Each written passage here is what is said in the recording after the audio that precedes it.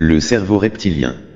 Cette expression est devenue si familière, qu'elle ne provoque plus aucun questionnement. Elle circule dans les conférences, les formations professionnelles, les ouvrages de vulgarisation, les discours de management, de coaching ou de développement personnel. Elle s'est installée dans le langage courant comme une évidence explicative. Quand quelqu'un réagit de manière brusque, excessive ou impulsive, on dit que son cerveau reptilien a pris le dessus. Comme si une partie archaïque, enfouie au plus profond de notre tête, surgissait soudain pour court-circuiter toute forme de réflexion. Dans cette représentation, le cerveau humain serait organisé comme une structure à plusieurs niveaux. À la base, un noyau ancien, hérité des reptiles, chargé des réflexes de survie, de l'agressivité, de la fuite ou de la domination. Au-dessus, un cerveau émotionnel, associé aux affects, aux liens sociaux et à la mémoire. Et enfin, au sommet, un cerveau rationnel, le néocortex, capable de raisonnement logique, de langage et de prise de décision consciente. Tant que tout va bien, ce dernier gouvernerait l'ensemble. Mais dès que la pression monte, le niveau inférieur reprendrait le contrôle. Cette image est particulièrement séduisante, parce qu'elle offre une lecture simple de comportements complexes. Elle permet de donner une cause immédiate à des réactions que l'on ne comprend pas toujours soi-même. Elle donne aussi une forme de cohérence à l'expérience intérieure. Beaucoup de personnes ont le sentiment d'être traversées par des impulsions qu'elles n'ont pas choisies. Le corps réagit avant la pensée. Le cœur accélère. La respiration se modifie. Les muscles se tendent. L'action semble parfois précéder la décision consciente. Dans ce vécu subjectif, l'idée d'un cerveau primitif agissant en amont paraît intuitivement plausible. Ce modèle offre également un confort moral non négligeable. Attribuer une réaction excessive à un cerveau archaïque permet de déplacer partiellement la responsabilité. Ce n'est plus tout à fait moi qui ai agi ainsi. C'est une partie de mon cerveau, plus ancienne, plus brute, moins civilisée. Le comportement devient explicable, presque excusable, par la biologie. Cette externalisation rassure. Elle évite de se confronter à la complexité réelle des mécanismes psychologiques et contextuels. La force de cette représentation tient aussi à sa clarté pédagogique.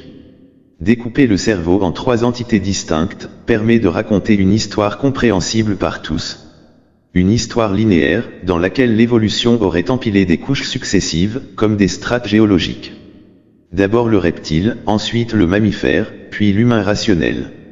Cette narration correspond bien à une vision simplifiée de l'évolution, où le nouveau viendrait s'ajouter à l'ancien, sans jamais le transformer en profondeur. Dans ce récit, les conflits intérieurs deviennent faciles à décrire. La peur serait le signe d'un cerveau reptilien dominant. La colère, une résurgence primitive. La réflexion calme, une victoire du néocortex. Tout semble s'ordonner autour d'une lutte interne, entre des niveaux hiérarchisés. Cette grille de lecture est simple, immédiatement mobilisable, et extrêmement efficace dans un contexte de formation ou de vulgarisation rapide. Pourtant, cette apparente évidence masque un problème majeur. Elle repose sur une vision du cerveau, qui ne correspond pas à ce que les neurosciences contemporaines observent. Le cerveau reptilien, tel qu'il est décrit dans ces discours, n'existe pas comme entité distincte, autonome et fonctionnelle. Il ne s'agit pas d'un organe séparé, prêt à prendre le contrôle lorsque la situation devient tendue. Mais avant d'examiner ce que la science actuelle montre réellement, il est nécessaire de comprendre d'où vient cette idée. Car le mythe du cerveau reptilien ne s'est pas imposé par hasard. Il a une origine historique précise, liée à un moment particulier de la recherche scientifique, à des limites techniques bien réelles, et à une tentative sincère de comprendre le lien entre cerveau, comportement et évolution. À l'époque où cette idée émerge, les connaissances sur le cerveau sont encore fragmentaires. L'imagerie cérébrale n'existe pas. Les chercheurs ne peuvent pas observer directement l'activité du cerveau vivant. Ils travaillent à partir de lésions observées après la mort, de comportements altérés chez des patients cérébraux lésés, et de comparaisons anatomiques entre espèces. Dans ce contexte, construire des modèles explicatifs globaux est à la fois nécessaire et risqué. C'est dans ce cadre que va naître une proposition théorique, qui marquera durablement les esprits. Une proposition qui n'était pas conçue comme une vérité définitive, mais comme un outil de compréhension provisoire. Un modèle destiné à relier évolution, anatomie et comportement, à une époque où les données disponibles imposaient une forte simplification. Ce modèle va progressivement quitter le champ scientifique, pour entrer dans la culture générale. Et c'est précisément à ce moment-là, que la nuance va se perdre, que la métaphore va se figer, et que l'hypothèse va se transformer en certitude populaire. Le succès du cerveau reptilien ne repose pas seulement sur une erreur scientifique. Il repose sur une confusion beaucoup plus profonde entre ce que nous ressentons et ce que le cerveau fait réellement. L'être humain fait l'expérience quotidienne de réactions rapides, parfois incontrôlées. Une peur surgit avant toute réflexion consciente. Une colère éclate sans qu'on l'ait décidé. Le corps réagit, le cœur accélère, les muscles se contractent, la pensée semble arriver après coup. Cette chronologie subjective alimente l'idée qu'une partie primitive agirait seule, avant que la raison ne puisse intervenir. Cette impression est puissante, mais elle est trompeuse. Elle confond vitesse et simplicité. Une réaction rapide n'est pas une réaction simple. Elle n'est pas le signe d'un mécanisme archaïque isolé. Elle est le résultat d'un traitement extrêmement rapide de l'information, impliquant de nombreux circuits cérébraux, qui fonctionnent ensemble. La rapidité donne l'illusion d'un automatisme brut, alors qu'il s'agit d'une coordination complexe optimisée par l'évolution. Lorsque les neurosciences contemporaines observent le cerveau en situation réelle, elles ne voient jamais une structure prendre le contrôle pendant que les autres se taisent. Elles observent des réseaux qui s'ajustent, qui modulent leur activité, qui changent de priorité en fonction du contexte. Même dans les situations de stress intense, le cerveau ne bascule pas dans un mode primitif. Il change de configuration fonctionnelle, mais reste un système intégré. L'un des exemples les plus révélateurs concerne la peur. Elle est souvent présentée comme l'archétype de la réaction reptilienne. Pourtant, les données montrent que la peur mobilise simultanément des régions impliquées dans la perception sensorielle, la mémoire, l'évaluation du danger, l'anticipation des conséquences et la régulation de la réponse. L'amygdale, souvent décrite comme un centre primitif de la peur, n'agit jamais seule. Elle reçoit des informations du cortex et lui en renvoie en permanence. Elle participe à une boucle, pas à une prise de pouvoir. Cette organisation remet en cause l'idée même d'un cerveau divisé en niveaux hiérarchiques qui se disputeraient le contrôle. Le cerveau ne fonctionne pas comme une entreprise où un étage supérieur serait renversé par un étage inférieur en cas de crise. Il fonctionne comme un système adaptatif, capable de réorganiser ses priorités sans jamais se fragmenter. Une autre erreur majeure du modèle du cerveau reptilien concerne l'évolution. Il suggère que le cerveau humain serait un empilement de structures anciennes conservées telles quelles. Or, l'évolution ne procède pas par addition passive. Elle transforme, recycle, réorganise. Les structures dites anciennes ont changé de rôle, de connexion et de fonction au fil des millions d'années. Elles ne sont pas restées figées, pendant que de nouvelles couches apparaissaient au-dessus. Chez l'être humain, les régions sous-corticales sont profondément connectées au cortex. Les échanges sont constants, bidirectionnels. Aucune zone n'agit comme un vestige autonome d'un cerveau reptilien ancestral. Parler de reptilien revient à projeter une image figée de l'évolution qui ne correspond pas à la réalité biologique. Cette vision erronée entretient aussi une opposition artificielle entre émotion et raison. Elle laisse entendre que les émotions seraient des intrusions archaïques perturbant un fonctionnement rationnel optimal. Or, les recherches montrent exactement l'inverse. Les émotions jouent un rôle central dans la prise de décision, l'orientation de l'attention et l'évaluation des situations. Un cerveau privé de certaines capacités émotionnelles peut raisonner logiquement, tout en prenant des décisions profondément inadaptées. La rationalité humaine ne s'oppose pas à l'émotion. Elle s'appuie sur elle. Les émotions fournissent des signaux essentiels sur la valeur des situations, les risques potentiels et les priorités d'action. Les séparer artificiellement, comme le fait le modèle du cerveau reptilien, conduit à une compréhension appauvrie du comportement humain. Il devient alors évident que ce modèle ne permet pas de décrire fidèlement ce que fait réellement le cerveau. Il simplifie à l'extrême des processus distribués, dynamiques et contextuels. Il transforme une organisation en réseau, en une narration linéaire, plus facile à raconter, mais fausse dans son principe. Et pourtant, malgré ces contradictions majeures, le cerveau reptilien continue d'être utilisé. Non parce qu'il explique mieux, mais parce qu'il raconte mieux. Il fournit une histoire claire, intuitive, immédiatement mobilisable. Une histoire dans laquelle chacun peut reconnaître ses propres luttes intérieures. C'est précisément cette efficacité narrative qui explique sa longévité, bien plus que sa valeur scientifique. Lorsque l'on observe le cerveau humain avec les outils actuels, ce que l'on découvre est très éloigné de l'image d'un système hiérarchisé composé d'étages, qui se disputerait le contrôle du comportement. Le cerveau ne fonctionne pas comme une pyramide, où une couche primitive prendrait le pouvoir lorsque les couches supérieures échouent. Il fonctionne comme un ensemble de réseaux dynamiques, distribués, constamment actifs et profondément interdépendants. Les techniques modernes d'imagerie cérébrale ont profondément modifié notre compréhension. Elles permettent d'observer l'activité cérébrale chez des individus vivants, engagés dans des situations ordinaires, émotionnelles ou stressantes. Ces observations montrent que face à une menace perçue, à une décision rapide ou à une réaction intense, l'activité cérébrale ne se limite jamais à des structures dites primitives. Des régions corticales, impliquées dans l'évaluation, la mémoire, l'anticipation et la régulation, sont systématiquement engagées. Même les réponses qualifiées d'instinctives reposent sur un traitement rapide, mais sophistiqué de l'information. Le cerveau intègre simultanément des signaux sensoriels, des souvenirs, des attentes, et des contextes. Il ne se contente pas de déclencher un réflexe archaïque. Il compare, ajuste, hiérarchise. La rapidité d'une réponse ne signifie pas simplicité. Elle signifie optimisation. La peur constitue un exemple souvent mal compris. On affirme fréquemment qu'elle serait produite par un cerveau reptilien, court-circuitant la pensée rationnelle.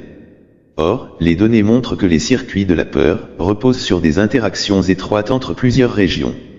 L'amygdale joue un rôle central dans la détection de la pertinence émotionnelle d'un stimulus, mais elle ne fonctionne jamais isolément.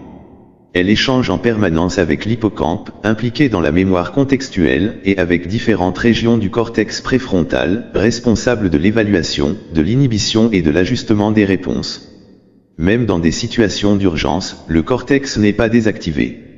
Certaines de ces régions interviennent pour moduler la réponse initiale, parfois pour l'amplifier, parfois pour la freiner, parfois pour la rediriger. La réaction observée n'est donc pas le résultat d'un basculement brutal vers un cerveau primitif, mais l'expression d'un traitement rapide au sein de réseaux déjà intégrés. Les neurosciences contemporaines décrivent le cerveau comme un système fondamentalement prédictif. Il anticipe en permanence ce qui va se produire à partir de l'expérience passée. Quand une situation est perçue comme dangereuse, la réponse rapide n'est pas un retour à un état archaïque. Elle correspond à une prédiction jugée prioritaire pour la survie. Cette prédiction est façonnée par l'apprentissage, l'histoire individuelle, l'environnement et la culture. Cette perspective rend le modèle du cerveau reptilien profondément inadéquat. Ce que l'on appelle réactions instinctives ne sont pas des automatismes figés hérités de reptiles anciens. Elles sont modulables, variables, dépendantes de l'expérience. Deux personnes exposées à une même situation peuvent réagir de manière radicalement différente, non parce que leur cerveau reptilien serait plus ou moins actif, mais parce que leurs réseaux neuronaux ont été configurés différemment par leur histoire. L'anatomie elle-même contredit l'idée d'un cerveau reptilien distinct. Les structures souvent associées à ce concept, comme le tronc cérébral ou les noyaux gris centraux, ne correspondent pas à des régions spécifiquement reptiliennes. Elles sont présentes chez de nombreux vertébrés, mais leur organisation, leurs connexions et leurs fonctions ont profondément évolué. Chez l'être humain, elles sont intégrées dans des réseaux beaucoup plus vastes, connectés de manière dense et bidirectionnelle au cortex. Parler de vestiges inchangés est biologiquement trompeur. L'évolution ne fonctionne pas par simple empilement conservateur. Les structures anciennes sont transformées, réorganisées, spécialisées. Elles ne restent pas intactes pendant que de nouvelles couches se superposent. Le cerveau humain n'est pas un musée de l'évolution. C'est un organe profondément remodelé, dans lequel aucune région ne peut être comprise indépendamment des autres. Cette compréhension invalide également l'idée selon laquelle la rationalité serait localisée dans une zone supérieure séparée des émotions. Les recherches en neurosciences affectives montrent que les émotions jouent un rôle central dans la prise de décision. Des patients présentant des lésions dans certaines régions impliquées dans le traitement émotionnel peuvent conserver des capacités logiques intactes, tout en étant incapables de prendre des décisions adaptées dans la vie quotidienne. Cela indique que la raison et l'émotion ne sont pas des forces opposées, mais des dimensions indissociables du fonctionnement cérébral. Le modèle du cerveau reptilien entretient ainsi une vision dualiste simpliste. Il oppose le contrôle à l'instinct, la raison à l'émotion, comme s'il s'agissait de forces concurrentes. Or les comportements humains émergent de l'interaction constante entre perception, émotion, mémoire, anticipation et action. Il n'existe pas de centre de commande unique qui prendrait le pouvoir en cas de stress. À ce stade, il devient clair pourquoi ce modèle est scientifiquement intenable. Il repose sur une conception dépassée de l'évolution, sur une simplification excessive de l'anatomie cérébrale, et sur une mauvaise interprétation du fonctionnement émotionnel. Il ne permet pas de rendre compte de la diversité, de la flexibilité et de la variabilité des comportements humains observés. Et pourtant, malgré ces contradictions, le concept continue de circuler. Sa persistance ne s'explique pas par sa validité scientifique, mais par son efficacité narrative et psychologique. Pour comprendre pourquoi cette idée continue de s'imposer, il faut maintenant examiner les mécanismes sociaux et cognitifs qui entretiennent ce neuromythe.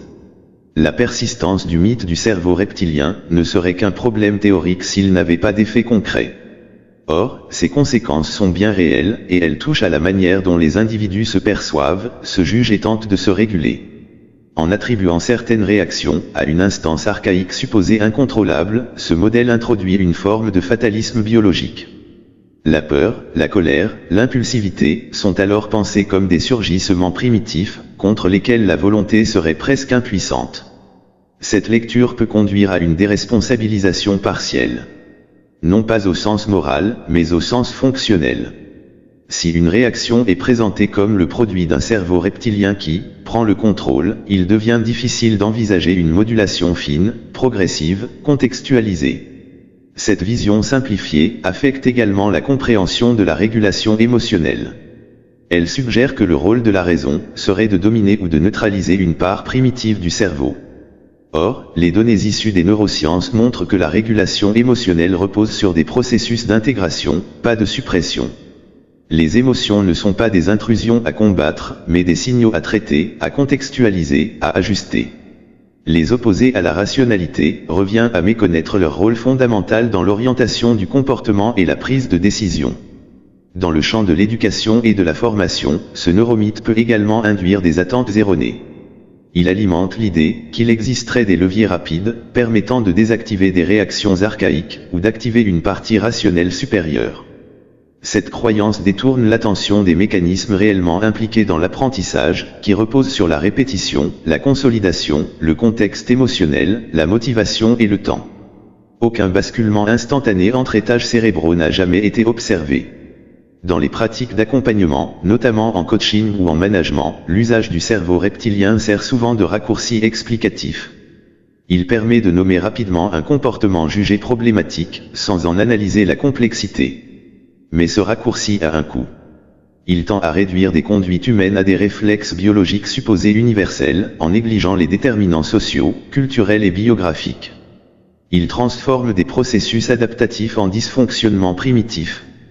Sur le plan clinique, cette simplification peut également poser problème. Réduire des comportements anxieux, agressifs ou évitant à l'action, d'un cerveau archaïque occulte les trajectoires développementales, les expériences passées et les apprentissages implicites qui structurent ces réponses. Cela peut conduire à des interprétations pauvres, et à des stratégies d'intervention mal ajustées, fondées sur la lutte plutôt que sur la compréhension et l'intégration.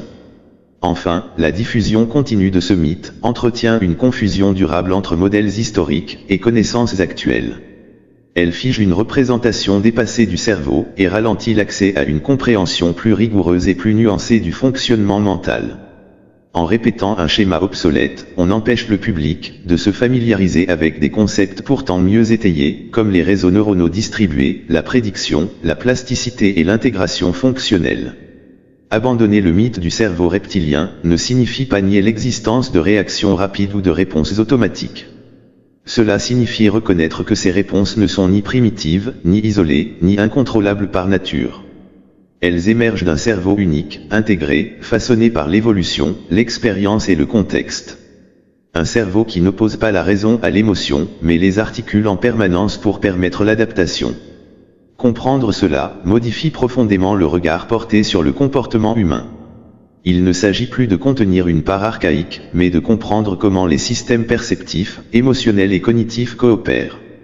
Il ne s'agit plus de lutter contre un cerveau primitif, mais d'apprendre à travailler avec un cerveau déjà complexe, déjà engagé, déjà en interaction constante avec son environnement. C'est dans cette complexité, longtemps laissée dans l'ombre par des modèles trop réducteurs, que les neurosciences contemporaines nous invitent aujourd'hui à porter un regard plus nuancé, plus patient, et profondément plus humain sur le fonctionnement de l'esprit.